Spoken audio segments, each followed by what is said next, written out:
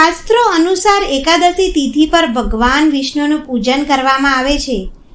હિન્દુ પંચાંગ અનુસાર 11મી તિથિને એકાદશી અથવા 11 કહીએ છીએ. દરેક માસમાં 2 એકાદશી આવે છે. પહેલી સુદ એકાદશી અને બીજી વદ એકાદશી.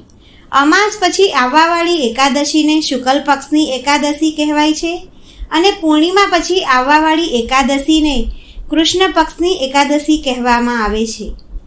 માન્યતાઓ અનુસાર એકાદશી વ્રત રાખવાથી પિતૃઓને સ્વર્ગીય પ્રાપ્તિ થાય છે, મોક્ષ મળે છે. પૌરાણિક ગ્રંથો અનુસાર 11ના દિવસે ભગવાન વિષ્ણુને પૂજવાનું વિશેષ મહત્વ છે. આ દિવસે એકાદશી માતાની કથા સાંભળવાનો મહિમા છે. આ દિવસે ભગવાન શ્રી વિષ્ણુના શરીરથી વિભાજિત થઈને દિવ્ય શક્તિમાં રૂપાંતર થઈને એકાદશી દેવીના રૂપમાં જન્મ લીધો હતો. માટે આ દિવસને વિશેષ મહત્વ આપવામાં આવ્યું છે. જ્યારે ધર્મરાજ યુધિષ્ઠિરે ભગવાન શ્રી કૃષ્ણને એકાદશી વિશે પૂછ્યું તો તેમણે કહ્યું કે હે ધર્મરાજ, હું તને એકાદશીની એક કહાની સંભળાવું છું. આ કથા ધ્યાનપૂર્વક સાંભળ. એકાદશીની કથા અનુસાર સતયુગમાં મૂર નામનો એક રાક્ષસ હતો, જેને દેવરાજ ઇન્દ્ર સહિત બધા જ દેવતાઓ પર વિજય પ્રાપ્ત કરી હતી. જ્યારે ભયભીત થયેલા બધા જ દેવતાઓ ભગવાન શિવને મળ્યા ત્યારે ભગવાન શિવે દેવતાઓને શ્રી હરિ વિષ્ણુની પાસે જવાનું કહ્યું. ક્ષીરસાગરમાં બિરાજેલા ભગવાન શ્રી વિષ્ણુ ઇન્દ્ર સહિત બધા જ દેવતાઓની પ્રાર્થના માટે જાગી ગયા અને ચંદ્ર રાક્ષસપુરીમાં મૂર રાક્ષસને મારવા માટે તૈયાર થઈ ગયા. તેમના સુદર્શન ચક્રથી અગણિત રાક્ષસોને મારી નાખ્યા. પછી તે બદ્રિકા આશ્રમની સિંહવંતી નામની ગુફામાં સૂઈ ગયા અને જેવું જ મૂર રાક્ષસે ભગવાન શ્રી વિષ્ણુને મારવા માટે વિચાર્યું ત્યારે એક દેવી ભગવાન શ્રી વિષ્ણુના શરીરમાંથી બહાર આવ્યા અને તે દેવીએ આ મૂર રાક્ષસને મારી નાખ્યો. તે દેવીનું નામ એકાદશી હતું. પછી ભગવાન શ્રી વિષ્ણુને બતાવ્યું કે મૂર રાક્ષસનો મેં વધ કરી દીધો છે. ત્યારે ભગવાન શ્રી વિષ્ણુએ પ્રસન્ન થઈને તે દેવીને બધી જ તિથિમાં અગ્રણી રહેવાનું વરદાન આપ્યું.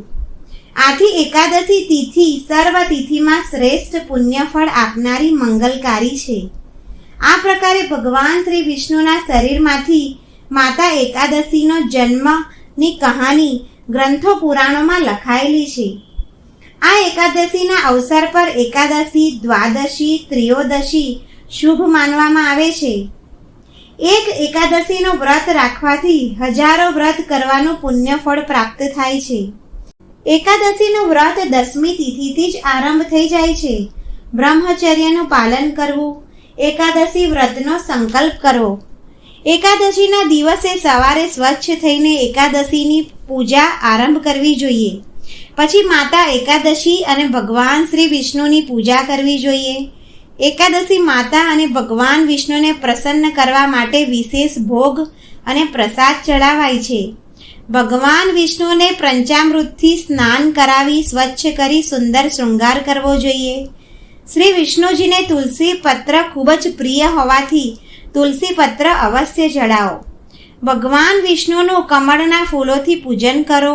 પછી પીળી વસ્તુઓથી પૂજન કરો અને પૂજન કરતી વખતે પીળા પુષ્પ, તુલસી પત્ર, ફળફળાદી અને તલનો ઉપયોગ અવશ્ય કરો. પછી એકાદશી માતાની આરતી અને મંત્રનો જાપ અવશ્ય કરો. હરે કૃષ્ણ કૃષ્ણ કૃષ્ણ હરે હરે, હરે રામ રામ રામ હરે હરે. 11ના દિવસે બ્રાહ્મણો, ગરીબો અથવા જરૂરિયાતમંદ લોકોને દાન દક્ષિણા અવશ્ય આપો. એકાદશીની કથા અવશ્ય સાંભળો. ભગવાન વિષ્ણુની મંગળા આરતીના દર્શન અવશ્ય કરવા જોઈએ.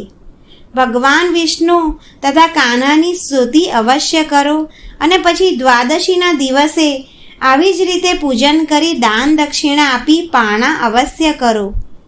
જો મિત્રો તમને આ એકાદશી માતાની વાર્તા પસંદ આવી હોય તો લાઈક કરો, શેર કરો અને ચેનલ પર નવા હોય તો સબસ્ક્રાઈબ જરૂર કરો. જય શ્રી કૃષ્ણ.